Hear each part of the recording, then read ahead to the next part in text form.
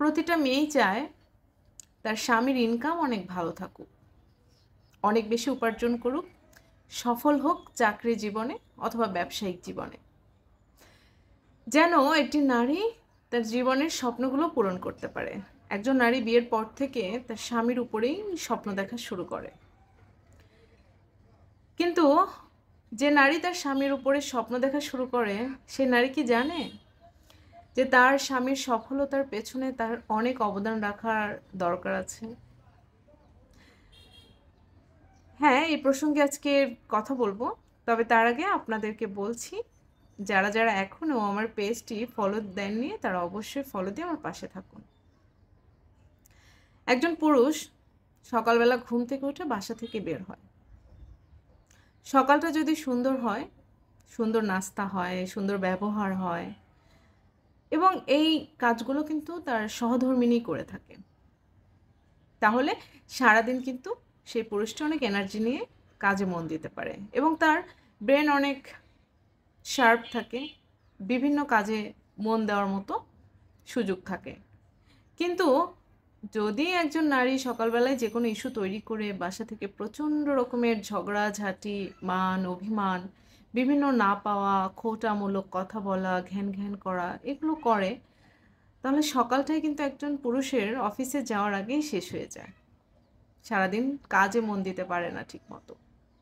কয়জন নারী আসলে ঝগড়া করার সময় চিন্তা করে যে আজকে এই যে আমি ঝগড়া করলাম, সারাদিনের জন্য সে বাসা থেকে বেরিয়ে যাচ্ছে, আসলে সে ঠিকমতো কাজ করতে পারবে তো?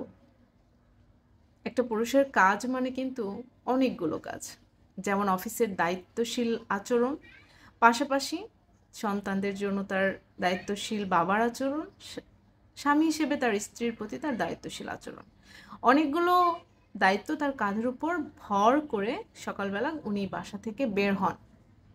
এখন আপনি একজন সহধর্মিণী হিসেবে যদি তাকে সাপোর্ট না করেন, তার মন মানসিকতা, শরীর স্বাস্থ্য সব কিছুর দিক খেয়াল না রাখেন, তাহলে কি করে উনি বাইরে গিয়ে সফলতা হাতে করে ফেরত আসবে?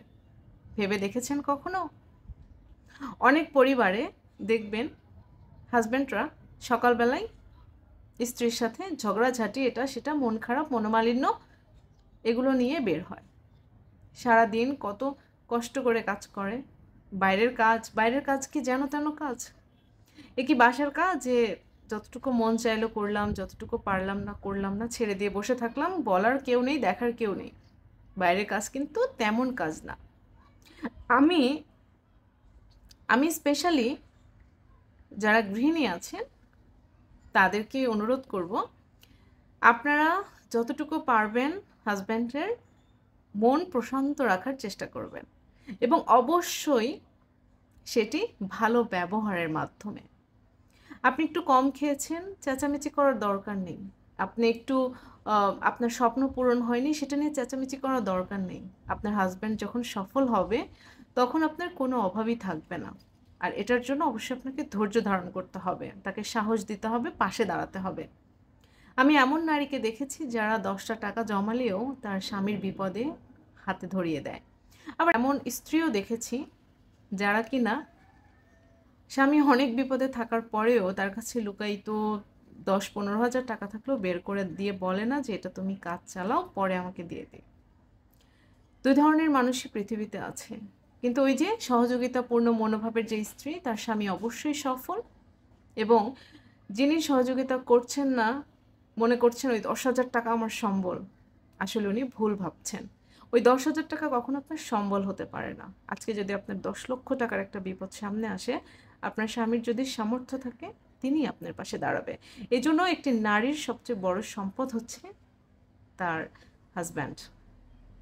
সবাইকে অনুরোধ করব, পরিবারকে সুন্দর রাখতে হলে, পরিবারের আয় উন্নতি এগুলোকে বৃদ্ধি করতে হলে ডেফিনেটলি আপনি আপনার সহযোদ্ধাকে অনেক বেশি সাপোর্ট করবেন, যেন উনি দিন শেষে ভালো একটা মেমোরি নিয়ে বাসায় ফিরতে পারে এবং বাসা থেকে বের হওয়ার সময় আপনার সুন্দর মুখটা দেখে বেরিয়ে যেতে পারে। ধন্যবাদ সবাইকে ভিডিওটি দেখবার জন্য। ভিডিওটি ভালো লাগলে অবশ্যই শেয়ার করে অন্যকে দেখার সুযোগ করে দেবেন। আসসালামু আলাইকুম।